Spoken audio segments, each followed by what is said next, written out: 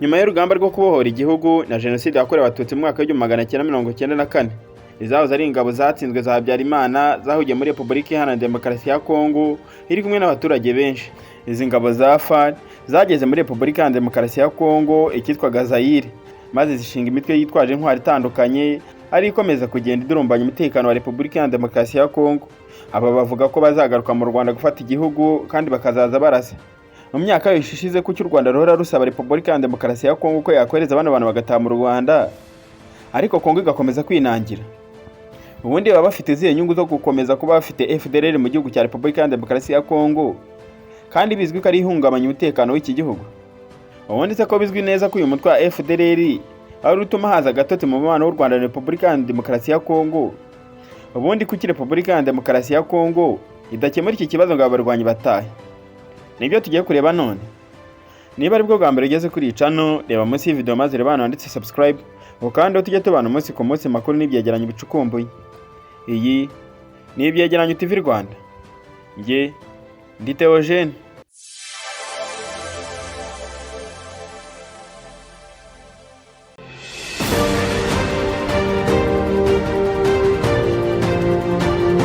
Umuvugizi wa leta y'u Rwanda Yolande Makuro yatangaje imwe mu mpamvu itera ubuyobozi bwa Repubulika Iharanira Demokarasi ya Kongo kuryama ku mutwe wa FDLR ari uko iki gihugu gifite igisirikare kidashinga kandi cyamunzwe na ruswa ku buryo nta bushobozi gifite bwo kurwana.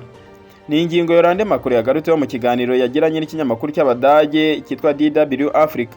Cyagarutse ahanini ku ifatwa rya Brigadier General Gakwere Jean Baptiste wari mu buyobozi bukuru bw'umutwe wa FDLR wiganjemo abagize uruhare muri jenoside yakorewe abatutsi mu mwaka w'1994. Brigadier General Gakwere n'abandi barwanyi 13 ba FDLR boherejwe n'umutwe witwaje intwaro M23 mu Rwanda tariki ya 1 Werurwe 2025, banyuze ku mupaka munini uhuza u Rwanda na Repubulika Iharanira Demokarasi ya Kongo i Rubavu witwa La Corniche. Yolande Makuro yavuze ko uyu mugabo yashyikirijwe u Rwanda ari umwe mu bo rwari rumaze igihe kinini rushakisha.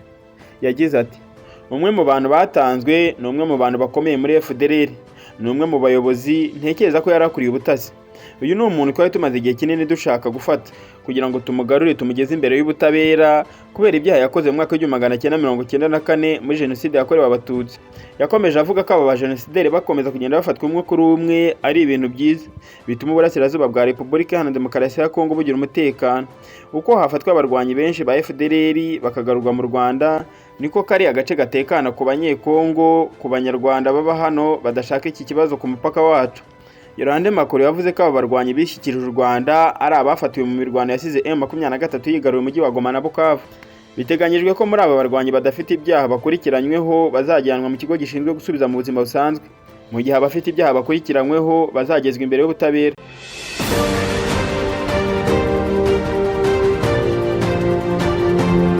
Abarwanyi ba FDLR uko ari 13 ndetse n'abandi benshi batarafatwa ni bamwe mu bifashishwa na leta ya Repubulika Iharanira Demokarasi ya Kongo mu rugamba irimo n'umutwe wa M23 mu burasirazuba bw'iki gihugu.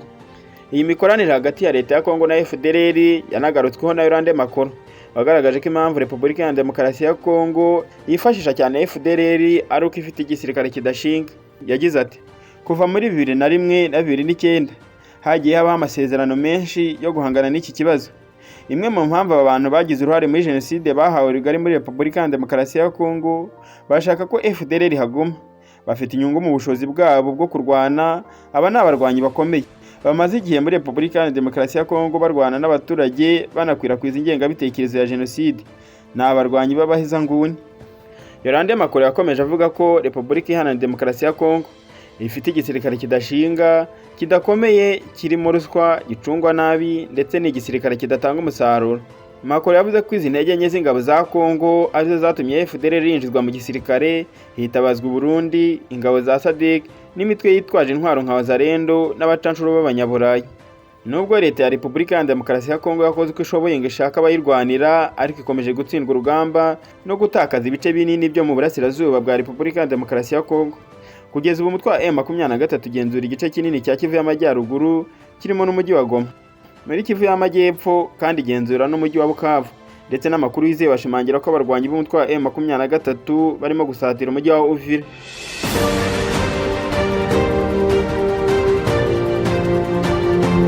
ngibyo ibyo yarande makuru yatangaje mu kiganiro yagiranye n'ikinyamakuru cyo mu Budage cyitwa DW Africa, ubwo yasobanuraga impamvu Repubulika ya Demokarasi ya Kongo ikomeje gukorana n'umutwe w'iterabwoba wa FDL wasize ukoresheje jenoside, na n'ubu leta ya Kongo ikaba idashaka kuwurekura ngo utahe mu Rwanda kuko ari ubarwanira bitewe n'intege nke z'iki gisirikare cya Repubulika ya Demokarasi ya Kongo. Hari icyo wifuza ko tuzaguteguriraho, kitwandikiye muri comment. Niba ari bwo bwa mbere ugeze kuri iyi channel, reba munsi y'iyi video maze urebe hano handitse subscribe, ukandeho tujye tubana umunsi ku munsi makuru n'ibyegeranyo bicukumbuye. Iyi ni Ibyegeranyo TV Rwanda. Njye ndi Theogene.